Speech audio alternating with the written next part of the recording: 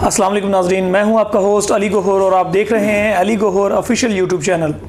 नाजरीन, हम अपने सेशन में आपकी मुलाकात मुख्तलिफ ऐसी शख्सियात से करवाते हैं जिन्होंने वतन अजीज़ के खातर जो है ग्रां कदर खिदमात सर अंजाम दी हैं और ख़ासकर मौजूदा कोरोना वायरस लॉकडाउन के दौरान जो है उनकी खिदमात काफ़ी नुमाया रही हैं। जी बिल्कुल, आज हमारे साथ मौजूद हैं चेयरमैन ADMC फैसलाबाद और अमन कमेटी के चेयरमैन राना मोहम्मद अनाम साहब। उनसे हम आज गुफ्तगू करेंगे और उनसे जानेंगे कि किस तरह से उन्होंने कोरोना लॉकडाउन में खिदमात सर अंजाम दी हैं, और ख़ासकर जो ज़ायरीन यहाँ आए उनके हवाले से और जो दीगर विजिटर्स को यहाँ लाया गया फैसलाबाद में इस हवाले से, और इसके साथ साथ मुस्तहक अफराद में जो उन्होंने राशन तकसीम किया, इसके साथ साथ मुख्तलिफ इलाकों में जो है वो स्प्रे के काम जो है वो अंजाम दिए और ये तसलसल के साथ ये काम जो है ताहाल जारी है। तो हमारे साथ मौजूद हैं राना मोहम्मद अनाम साहब। राना साहब, वेलकम टू द शो, आपको खुशामदीद कहते हैं। बताइएगा कैसे लॉकडाउन किस तरह से गुजरा और जब से कोरोना वायरस आया पाकिस्तान में मौजूद तंजीमें जो हैं और ख़ासकर ताजर हैं, इंतज़ामिया है, आपने इनमें क्या खूबियाँ और क्या खामियाँ देखी और क्या करने की ज़रूरत है और हम किस तरफ जा रहे हैं? शुक्रिया। बिस्मिल्लाहिर्रहमानिर्रहीम। अली गौहर साहब, मैं ये जानता हूँ कि जब से कोरोना वायरस आया है मैंने मजलिस वहदतुल मुस्लिमीन बैनुल मज़ाहब फ़ोरम से जो भी काम किए हैं, मैं और इफ्तिखार नकवी साहब ने, जो हमारी हिम्मत थी, जो हमारी बसात थी, उसके मुताबिक हमने लोगों में राशन भी तकसीम किया और पसमानदा इलाके में हम रह रहे हैं उसके मुताबिक ही हमने इस इलाके में वारसपुरा और यासीनाबाद में हमने जितना भी राशन तकसीम कर सकते थे वो भी किया।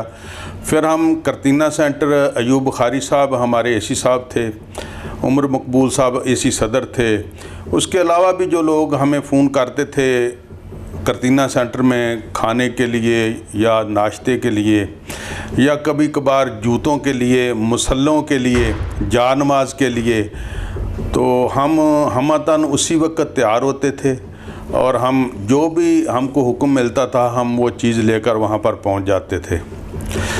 जो हमारी खिदमात थी वो तो हमने अल्लाह को राज़ी करने के लिए की हैं और बड़ा दिल खुश होता है जब ये हम काम करते हैं, क्योंकि ये अल्लाह ताला हर एक को नहीं, किसी किसी को तौफीक देता है कि अल्लाह ताला उन आदमियों को तौफीक देता है जो इसके काबिल होते हैं।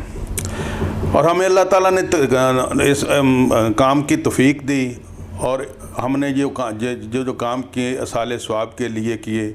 हमने करतीना सेंटर में तकरीबन 3 महीने ये काम जारी रखा, अब भी जारी है। तो हम जब भी हुक्म मिलता था उस वक्त पानी, रोटी, नाश्ता, चावल, जूते, जो भी कुछ हुक्म मिलता था हम उसके मुताबिक वो किटें वगैरह जो होती थी वो भी हम लेकर जाते थे। ये तकरीबन हमने काम 3-4 महीने करतीना सेंटर में जारी रखा। इसके बाद हमने अपने इलाके में जो भी हमारी पोजीशन थी उसके मुताबिक हमने अपने इलाके में राशन भी तकसीम किए, जिसमें मेरे मोहतरम, मेरे बड़े दिल अज़ीज़ SSP ऑपरेशन अली रज़ा साहब भी तशरीफ़ लाए और DSP बटाला कॉलोनी मोहम्मद लतीफ़ साहब भी तशरीफ़ लाए और उन्होंने हम आकर हमारा हौसला बुलंद किया। मैं और डॉक्टर इफ्तिखार नकवी साहब मजलिस वहदतुल मुस्लिमीन बैनुल मज़ाहब फ़ोरम, जिसमें तमाम मसालिक के लोग मौजूद हैं, हमने मिलकर सारे शहर में ये काम किया और काम हमने दिखलावे के लिए नहीं किया था। हमने तो काम इसलिए किया था कि हमें देखकर लोग भी बाहर आएंगे और जितना भी हो सके लोग गरीबों में जो भी राशन है, जो भी तौफीक है उसके मुताबिक वो काम करें। हमारी हुकूमत को भी चाहिए था कि हमारी हुकूमत जो है वो फ़ौरन ही उन्होंने जो छोटे छोटे लॉकडाउन लगाने शुरू कर दिए। जो मेरी सोच है नाक़िस अक़ल के मुताबिक मैं ये कहूँगा कि 1 महीना मुसलसल कर्फ्यू लगा दिया जाता तो ये दोबारा नौबत ही नहीं आनी थी कि हमें कहीं लॉकडाउन करना पड़ता या कहीं कोई ऐसा काम करना पड़ता, कहीं दुकानें बंद करानी पड़ती। लेकिन मैं ये देख रहा हूँ कि पढ़े लिखे लोग जो हैं वो भी इस SOP पर अमल नहीं करते।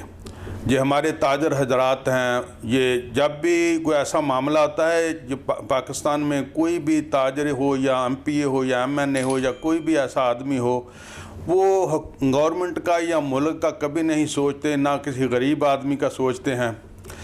वो हमेशा अपना सोचते हैं, वो अपनी दौलत को दोगुना करने चल पड़ते हैं। ये कभी नहीं सोचते कि ना कभी को कब्र में दौलत लेकर गया है, ना किसी ने जाना है। ये सब कुछ यहाँ पर रह जाना है। हम लोग इसलिए काम करते हैं कि हमारी आखिरत भी समझ जाए और हमें ये सारे काम अल्लाह ताला करने की तौफीक दे। इसके बाद मैं आप कहूँगा ईद कुर्बान आ रही है, इस पर भी मैं ये कहूँगा हुकूमत से कि वो SOP जो कहते हैं उस पर बड़ी मुश्किल है अगर अमल हो। क्योंकि यहाँ पर तो पढ़ा लिखा तबका है जो वो नहीं अमल कर रहा।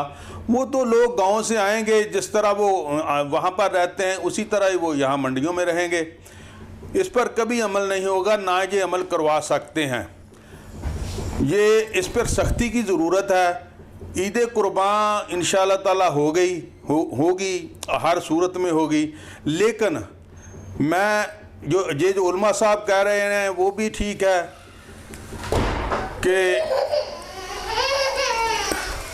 कि मैं अर्ज़ करूँगा कि ये SOP कभी भी कामयाब नहीं होगी, ना इस पर अमल किया जाएगा। यहाँ पर ताजर हजरात हैं, पढ़े लिखे लोग हैं, वो नहीं अमल कर रहे हैं। वो उसी तरह ही बाज़ारों में रश है, उसी तरह ही वो काम कर रहे हैं, दुकानों के आगे बैठे हुए हैं, ताला शटर उठाते हैं, उसी तरह ही काम करते चले जा रहे हैं। कोई गवर्नमेंट के बारे में जो गवर्नमेंट कह रही है उस पर कोई भी अमल नहीं कर रहा।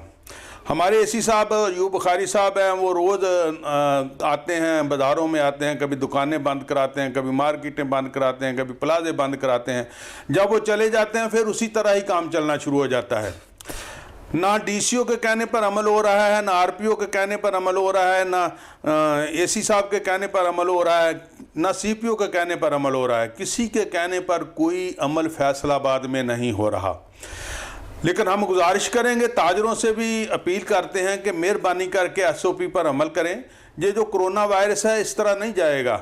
ये आप एहतियात करेंगे तो जाएगा, नहीं तो ये आपके घर में भी आएगा, आपके ऊपर भी मुसल्लत होगा। मैं लिहाजा दोस्तों से, अपने ताजर बरादरी से, गवर्नमेंट से अपील करता हूं कि ये इस SOP पर अमल भी करवाएं, जबरन करवाएं। अगर कोई नहीं मानता तो उन पर जबर से भी अमल करवाएं। नाना रहमत साहब ये भी फरमाइएगा कि इन मुश्किल हालात में जब कोरोना लॉकडाउन में हम फंसे हुए हैं और आप देखते हैं कि कोरोना लॉकडाउन में काफ़ी काम बंद रहने से जो मजदूर तबका है, दिहाड़ीदार तबका है, वो काफ़ी पिस कर रह गए हैं। तो हुकूमत की जानब से महंगाई कम करने के वादे और दावे जो हैं वो वादे और दावे ही रह गए हैं, वो बिल्कुल हवा होते हुए दिखाई दिए हैं। और ख़ासकर एक ही रात में 25-26 रुपये पेट्रोल का बढ़ जाना, अब समझते हैं कि माफिया इतना ताकतवर है कि हुकूमत बिल्कुल बेबस है। ये इस हुकूमत की बात ही नहीं, इमरान या PTI की हुकूमत की बात नहीं है। ये हर हुकूमत में ऐसा होता है, हर हुकूमत में माफिया होता है और ये माफिया मुसल्लत ही रहता है। क्योंकि पाकिस्तान हमने इस्लाम के नाम पर बनाया था और पाकिस्तान में जो ये माफिया है ये इस्लाम मुसल्लत ही नहीं होने देते, इस्लाम पर हुकूमत को चलने ही नहीं देते। ये सिर्फ अपनी दौलत को दोगुना करना चाहते हैं। ये पता नहीं कौन सा माफिया था जिसने ये रातों रात काम करवाया। और हमारे वज़ीर आज़म साहब हैं, उनके जो इर्द गिर्द है वो तमाम सब माफिया ही बैठे हुए हैं और माफिया इमरान खान से ताकतवर हैं और वो जो चाहे करवाते हैं। और इसी तरह ही ये 25 रुपये पेट्रोल जो है ये एक खून चूसने वाली बात है गरीबों की। ये खून चूसा गया है, ये नहीं है कि उन्होंने बहुत अच्छा काम किया है, पता नहीं किस माफिया के लिए किया है, किसने ये करवाया है? ये सब लोग मिले हुए हैं। कभी आटा माफिया आ जाते हैं, कभी चीनी माफिया आ जाते हैं, कभी कोई ताजर माफिया आ जाते हैं, कभी ये पेट्रोल माफिया आ जाते हैं। ये सब इसी तरह ही काम चलता रहा है। कभी किसी हुकूमत ने गरीबों के लिए नहीं सोचा। किसी गवर्नमेंट ने, वो नून लीग हो, पीपल पार्टी हो, PTI हो, या कोई भी हुकूमत हो, मैंने तो मौलाना फजल रहमान को देखा है, उसको सीट नहीं मिली, वो गलियों में भागा फिर रहा है। वो कभी जरदारी के पास जाता है, कभी इमरान खान के पास जाता है, कभी वो चौधरी शियाद के पास चला जाता है, कभी वो नून लीग के पास चला जाता है। वो गलियों में भागता फिरता है। क्यों? इक़्तिदार के भूखे हैं ये लोग। इनको किसी चीज़ की ज़रूरत, किसी गरीब आदमी की ज़रूरत नहीं। अब जो कोरोना वायरस आया था उसमें देखा है, सारी दुनिया ने देखा है, यहाँ पर गलियों में कोई MPA नज़र नहीं आया, कोई MNA नज़र नहीं आया, मेरे हलका में कोई MNA नज़र नहीं आया, कोई MPA नज़र नहीं आया, बल्कि पूरे फैसलाबाद में कहीं भी किसी जगह पर भी कोई MPA MNA नज़र नहीं आया। जब इलेक्शन, आज आप इलेक्शन का ऐलान कर दें, ये जो लोग हैं ये आपके दरवाजे खटखटाएंगे, इनको आपके घर भी याद आएंगे, या यहाँ पर देखेंगे भी आकर, और ये कहेंगे कि हम आपके खादम हैं, हम आपके ग़ुलाम हैं, हम आपके ताबेदार रहेंगे, हम आपकी सदा खिदमत करेंगे, हम सब कुछ करें। लेकिन हमने सब बड़ी खूबसूरत बात की आपने। बलदियाती इलेक्शन जो है वो उसकी आमद है, तो क्या आप समझते हैं कि लोगों को अब शऊर आ गया है, लोग अब कुछ समझ गए हैं कि उनके साथ हर बार क्या होता है? क्या आप इस बलदियाती इलेक्शन को कुछ मुख्तलिफ देख रहे हैं कि ये बलदियाती इलेक्शन जो है अवामी इलेक्शन होगा, जिसमें लोग जो है अब बिल्कुल वो लोग जो कभी नज़र नहीं आए, लोगों के मसाइल नहीं सुनते, लोगों की इमदाद के लिए आगे नहीं आते, मुश्किल हालात में भी वो खुद को छुपाते हैं और सिर्फ इलेक्शन के दौरान नज़र आते हैं, तो क्या आप समझते हैं कि अवाम इस बार ये तयन करने में कामयाब होगी कि उन्हें किन लोगों के साथ चलना है और क्या करना है? इस बलदियाती इलेक्शन में वो अपना गुस्सा उतारने में कामयाब हो सकेंगे? दोस्त, मैं ये गुजारिश करूंगा इलेक्शन के बारे में कि बल्दियाती इलेक्शन मुझे अभी तो नज़र नहीं आ रहे होते हुए। अगर हुए तो ये बात कह दूं कि ये लोग हैं ना, जो डुग बजाते हैं, आकर तमाशा लगाते हैं। जब दे तमाशा लगाते हैं तो लोग इकट्ठे होते हैं। जब लोग इकट्ठे होते हैं ना तो फिर कोई ना कोई बहकावे में आता है इनके, किसी को आटा दे जाते हैं, कभी ये ट्रक आटे के लेकर आ जाते हैं, कभी ये पैसे तकसीम करने शुरू कर देते हैं। और ये गरीब लोग हैं। ये पहले क्यों नहीं लेके आते राना साहब? ये पहले इस वास्ते नहीं लेके आते, पैसे पहले मतलब कोई नहीं होता। जब मतलब होता है, वोटों का मतलब होता है, तब ये लोग गलियों बाज़ारों में आते हैं। ये जो हमारी आवाम है इसको बेवकूफ़ बनाते हैं। मैं ज़रूर इंशाल्लाह कोशिश करूंगा कि आवाम को इस दफ़ा समझाया जाए, आवाम को ये बतलाया जाए कि ये लोग आपको ख़रीदते हैं, आपका ज़मीर ख़रीदते हैं, और आपके ज़मीर को, ये वोट गरीब आदमी का ज़मीर है, जिसको चाहे दे, कोई रोक तो नहीं सकता, लेकिन ये गरीबों को ख़रीदते हैं और गरीब इसके बहकावे में आता है और ये उसका फ़ायदा उठाते हैं। और जब फ़ायदा उठाते हैं तो फिर बाद में ये नज़र ही नहीं आते, कभी कोई हल्के में नज़र नहीं आता। ये PTI की हुकूमत जिस दिन से आई है, मैंने तो देखा है कोई कच्ची नाली नहीं बनी, पक्की तो बड़ी दूर की है, कोई सड़क नहीं बनी, कहीं कोई लाइटें नहीं लगाई, कहीं ये हमारे इलाके के जो MNA MPA हैं, हमारा बरकतपुरा है इलाका, उसमें तमाम गलियों में पानी खड़ा है।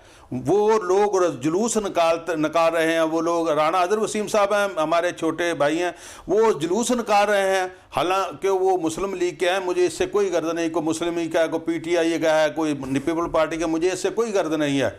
मैं किसी पार्टी का भी नहीं हूँ, लेकिन हम जो गवर्नमेंट होती है उसको सपोर्ट करते हैं, जो भी गवर्नमेंट आए। लेकिन मैं ये कहूँगा कि लोगों ने जुलूस निकाले, लोग जनाजे पानी से लेकर गुजर रहे हैं, लोग बाहर निकलने से कासर हैं। वो जो गलियां हैं बरकतपुरा की, खासकर गलियां, इर्द गिर्द का इलाका, इकबाल नगर वगैरह, जो भी इलाके हैं वो पानी के जहड़ बने हुए हैं। वहाँ कोई ना वसा वाला आ रहा है, ना कोई MPA आ रहा है, ना कोई MNA आ रहा है, कोई बात सुनने के लिए तैयार ही नहीं है। और इस बात को भी 2 महीने हो चुके हैं कि वहाँ पर जोहड़ बने हुए हैं, गलियाँ जो है वो जोहड़ बने, अभी भी पानी रिस रहा है, वो पानी बाज़ारों में अब भी रिस रहा है। लोग जनाजे लेकर गुजर रहे हैं, नमाज पढ़ने के लिए लोग जब गंदे कपड़े हो जाते हैं जब जो निकलते हैं बाहर। लेकिन हमारे ना MPA को सोच रहे हैं, ना कोई MNA सोच रहे हैं। वो सिर्फ अब TV पर आते हैं, वहाँ पर बोलते हैं और किसी को बात भी नहीं करने देते। वो इतना बोलते हैं, किसी को बात भी नहीं करना देते। और इलाके में, उनके हलके में उनकी कारकर्दगी ज़ीरो है, बिल्कुल ज़ीरो है। और मैं ये दुहाई दे रहा हूँ कि ये गरीब आदमी जब भी ये लोग आए ना तो इनको बता दे कि हम कहाँ रहते हैं और आप कहाँ से आए हैं। हमने तो आपकी शक्ल ही नहीं कभी देखी, सिर्फ टीवी पर देखते हैं, वहाँ पर आप एक दूसरे से बातें करते हैं, एक दूसरे से बहुत ऊपर बढ़ा चढ़ा कर बातें करते हैं, लेकिन जो अमली तौर पर है वो कोई काम नहीं इलाके में हो रहा, किसी जगह पर कोई काम नहीं हो रहा। ये पीटीआई की हुकूमत इस तरह फेल हो जाएगी। मैं इमरान खान को ये बताता हूँ कि वो ईमानदार हैं, लेकिन उनके इर्द गिर्द जितने हैं सब बेईमान हैं। और वो तब्दीली कहाँ गई जिस तब्दीली के अवाम को लॉलीपॉप दिया गया था, अवाम को उस तब्दीली के लिए बताया गया था कि मुल्क में तब्दीली आएगी, सोच में तब्दीली आएगी, शऊर आएगा, बेहतरी आएगी, खुशहाली आएगी, तरक्की आएगी। वो कंटेनर पर खड़े होकर जितने ज़्यादा बुलंदोबाग दावे किए गए थे, आप समझते हैं कि जितना अरसा उनको हुकूमत में आए हो गया, कोई जिस तरह आपने फरमाया कि कोई कच्ची नाली भी नहीं बना सके, कहीं लाइट नहीं लगाई गई, तो क्या इनका सारा दौर जो है बिल्कुल इसी तरह से गुजर जाएगा, पकड़ दकड़ में गुजर जाएगा, या आप समझते हैं कि कोई ऐसा काम होगा जो मुल्क के लिए बेहतर होगा?